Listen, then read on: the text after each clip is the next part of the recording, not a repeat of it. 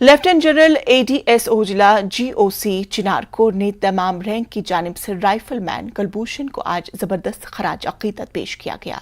कुलभूषण 27 अक्टूबर को बारामूला के गांव विशरन में फौज और पुलिस के मुश्तरका मुहासरे और तलाशी की कार्रवाई में जख्मी हुए थे और अस्पताल में जख्मों की ताब न लाकर शहीद हो गए थे।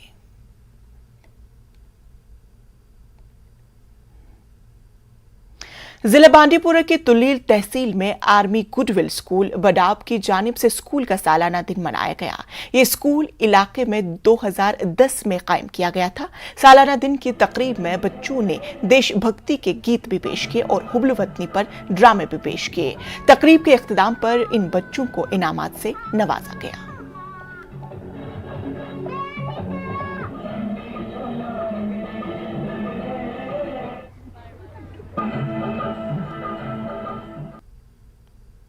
गुरेज बख्तूर ब्लॉक में फौज की जानिब से इन्फेंट्री डे मनाया गया। इस प्रोग्राम में फौजी अफसरान के अलावा स्कूल के बच्चों और जवानों ने शिरकत की। राना पोस्ट में मुनक्किद इस प्रोग्राम के दौरान बच्चों ने रंगारंग सकाफती प्रोग्राम भी पेश किए। प्रोग्राम के आखिर में बच्चों में इनामात तकसीम किए गए।